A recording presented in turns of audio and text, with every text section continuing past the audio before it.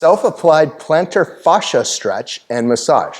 So the plantar fascia, right, which runs in the bottom of the foot here, is an area that is really common for people to get inflammation and stressing because you're putting your whole weight and load of your body onto the foot. And when the calf or lower posterior chain, these muscles here, when they start getting tight and Achilles tight, it leads into plantar fascia getting excess stress that can create heel bone spurs.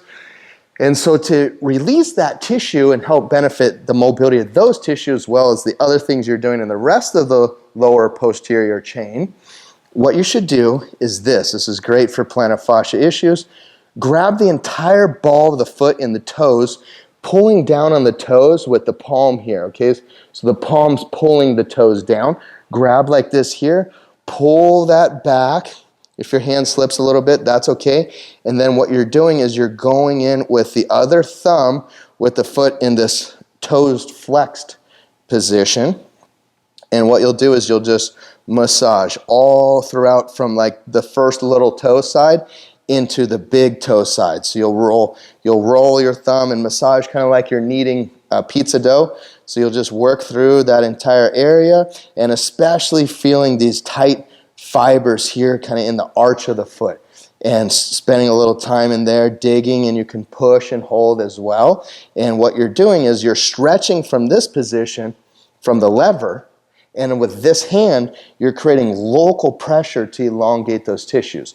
So massage can work well also, and then just some steady pressure where you slowly apply into those tissues and you hold that position. So you just hold the stretch. And you can even release the toes, and then you can hold that stretch locally and then pull the toes back.